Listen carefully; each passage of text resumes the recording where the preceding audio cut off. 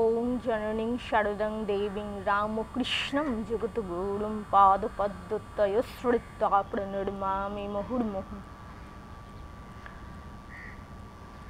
আজকে মনটা একটুখানি ভারাক্রান্ত।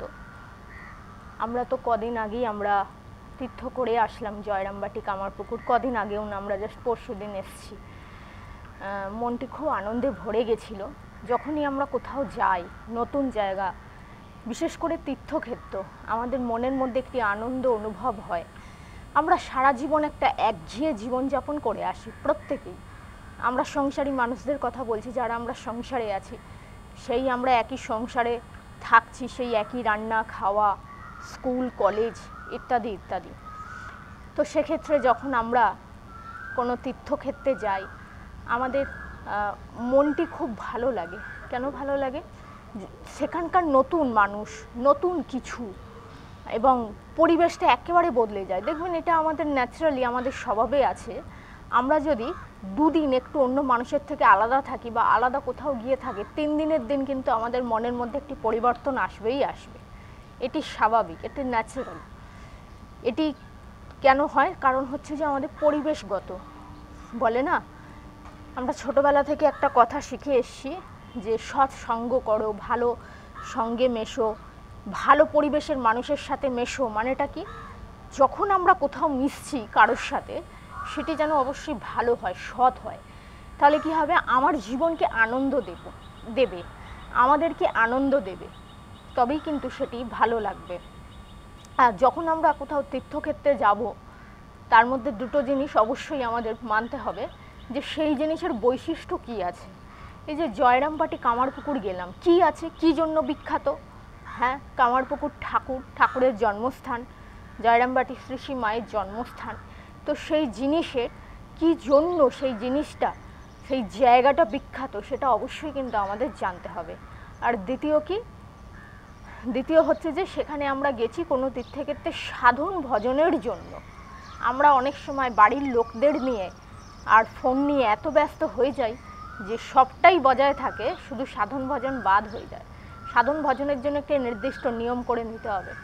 আমরা যখন কামারপুকুর জয়রামবাটি ছিলাম, যেহেতু মঠের মধ্যে গেস্ট হাউসে ছিলাম, আমরা কি করতাম, 2:50 নাগাদ একদম অ্যালার্ম দেওয়া থাকতো। বাড়িতে অত ভোরবেলা ঘুম থেকে সত্যি বলতে উঠি না।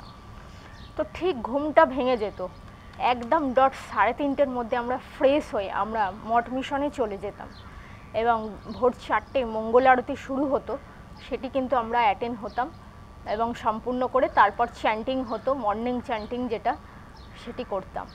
মনটা কিন্তু সত্যি বলছি, শরীর মনটা একটা মানে প্রচণ্ড একটা সুস্থতা অনুভব করছে। শারীরিক সুস্থতা নয়, মানসিক।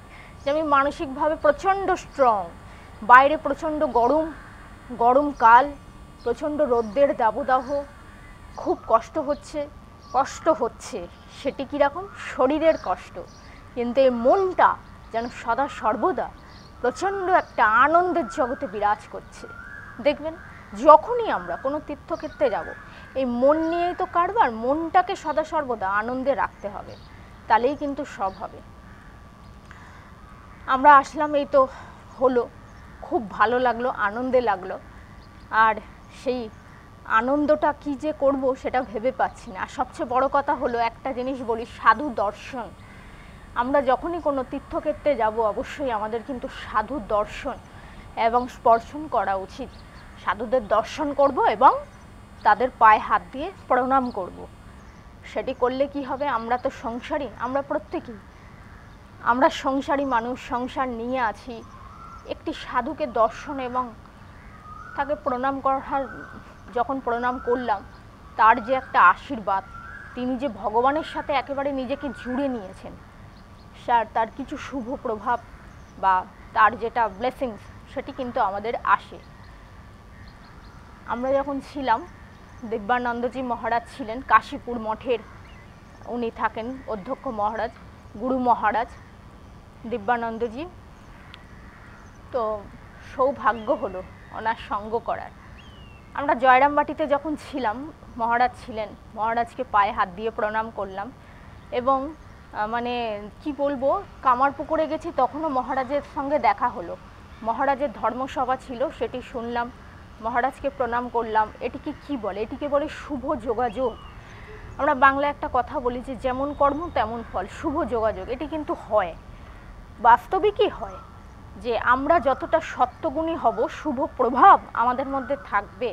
ভগবানের তত্ত্ব, ঐশ্বরিক প্রসঙ্গ, যতটা আমরা ঈশ্বরকে নিয়ে চলতে থাকবো আমাদের মধ্যে কিন্তু শুভ প্রভাব এগুলো আস্তে আস্তে আসবে।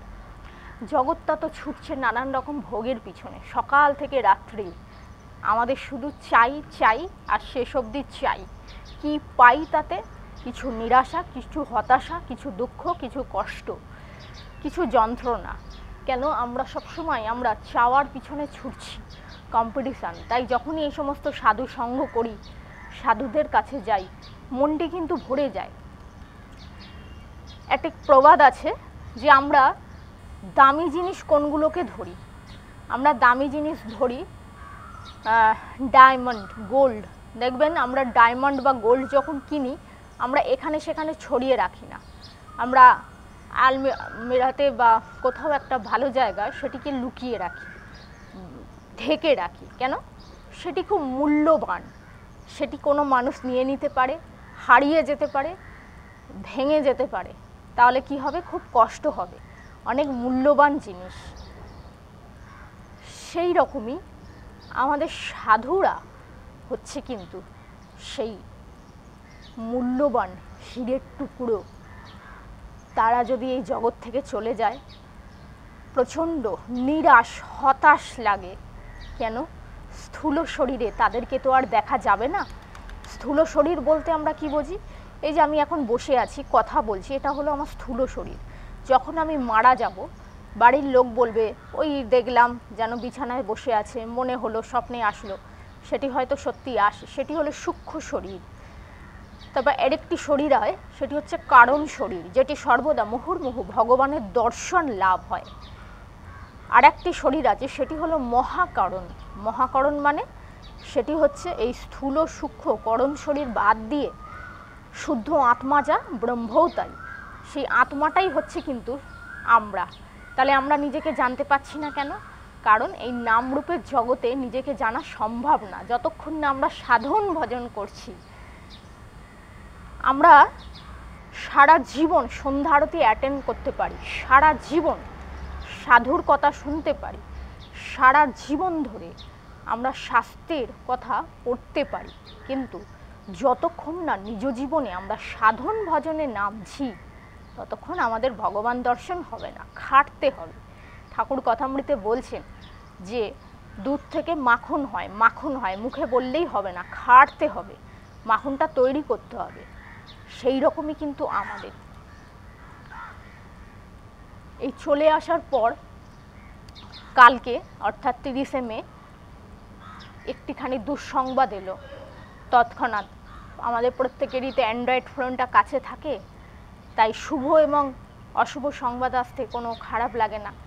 আপনারা জানেন আমাদের রামকৃষ্ণ মঠের মতো আমাদের সারদা মঠ আছে।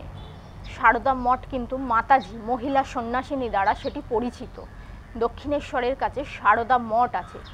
শ্রী শ্রী মা কিন্তু এই মঠ প্রতিষ্ঠা করে গেছেন, শ্রী শ্রী মায়ের নিজের হাতের তৈরি। আমরা প্রত্যেকেই জানি শ্রী শ্রী মায়ের কাছে যোগীন মা, গোলাপ মা প্রত্যেকে ছিলেন। সেই মায়ের উদ্দেশ্যেই কিন্তু সেই মঠ। এবং সারদা মঠ হচ্ছে আমাদের একদম নিকটেই, দক্ষিণেশ্বর গেলেই দেখা যাবে। সেখানে পুরুষ ভক্ত অ্যালাউ নেই, শুধুমাত্র মহিলারাই যেতে পারবেন। আমাদের মাতাজি যারা আছেন সন্ন্যাসিনী, তারাই সেখানে পুজো আচ্ছা যা করার তারাই করেন। কাল সকাল 9:54, 30শে এপ্রিল সকাল 9:54 আমাদের শ্রদ্ধেয় সারদা মঠের অধ্যক্ষ আনন্দপ্রাণা মাতাজি রামকৃষ্ণ লোকে গমন করেন। বার্ধক্যজনিত রোগ অসুখে অনেক দিন ধরেই ভুগছিলেন। এটি আমাদের কাছে কিন্তু সে অমূল্য সম্পদ হারানো। এইসব মানুষ বলবো না, এ সমস্ত ভগবান, এনাদের আশীর্বাদ শুধু একটা স্পর্শেই কিন্তু আমাদের জীবন বদলে দিতে পারে। ওনার দুটো কথাতে আমাদের জীবন বদলে দিতে পারে। কেন? ওনাদের মধ্যে এত শক্তি। আমরা যেমন এই জগৎটাকে আঁকড়ে ধরে আছি, সংসারটাকে আঁকড়ে ধরে আছি, ওনারা কিন্তু ঠাকুরকে, মাকে, স্বামীজিকে এবং ওনাদের যে কর্মকাণ্ড মানুষের প্রতি সেবা সেটিকেই আঁকড়ে ধরে আছে। শ্রদ্ধেয় মাতাজির উদ্দেশ্যে আজকে আমরা রাত্রে যার যখনই সময় হবে, যে যখনই ঘুমায়, অনেকে খুব দেরিতে ঘুমায়, অনেকে তাড়াতাড়ি ঘুমান, RKM রিমি ইউটিউবে বিশেষ করে যারা ডিভোটিস দীক্ষাত্রী আছেন এবং যারা নন, যাদের ইচ্ছা হয় তারাও করতে পারেন, যাদের বেলুড় মঠ থেকে দীক্ষা হয়েছে বা হয়নি, প্রত্যেকের জন্য আমার একটি বিশেষ অনুরোধ আছে যে আজকে যখন আমরা রাত্রে ঘুমাতে যাব সেই সময় যেন একটু 10 মিনিট মাতাজির, শ্রদ্ধেয় আনন্দপ্রাণা মাতাজির উদ্দেশ্যে আমরা যেন একটু জপ করি। তাহলে কি হবে, মাতাজিকে একটা শ্রদ্ধা জ্ঞাপন করা হবে। উনি তো এখন রামকৃষ্ণ লোকে আছেন, ওখান থেকে উনি তো সব দেখতে পাচ্ছেন। তো আজকে 1 মে আমরা রাত্রে ঘুমোতে যাওয়ার আগে আমরা অনেক সময় 10 মিনিট কেন 20 মিনিট আমরা মোবাইলের ফোনে ব্যয় করি, একটু 10 মিনিট যেন আমরা মাতাজিকে একটু স্মরণ করি। এইটি আমার একমাত্র প্রার্থনা। আপনারা প্রত্যেকে ভালো থাকবেন, সুস্থ থাকবেন এবং মাতাজির আশীর্বাদ সর্বদা আমাদের সকলের উপর বর্ষিত হোক। মাতাজি রামকৃষ্ণ লোকে খুব আনন্দে থাকুক, সারদা মায়ের সাথে, স্বামীজির সাথে খুব আনন্দে থাকুক, এইটি প্রার্থনা। আজকে আমরা রাত্রে যাদের ইচ্ছা আছে প্রত্যেকেই ঘুমোতে যাওয়ার আগে কমপক্ষে 10 মিনিট যেন আমরা একটু জপ করি, এইটি প্রার্থনা। ওম শান্তি শান্তি শান্তি।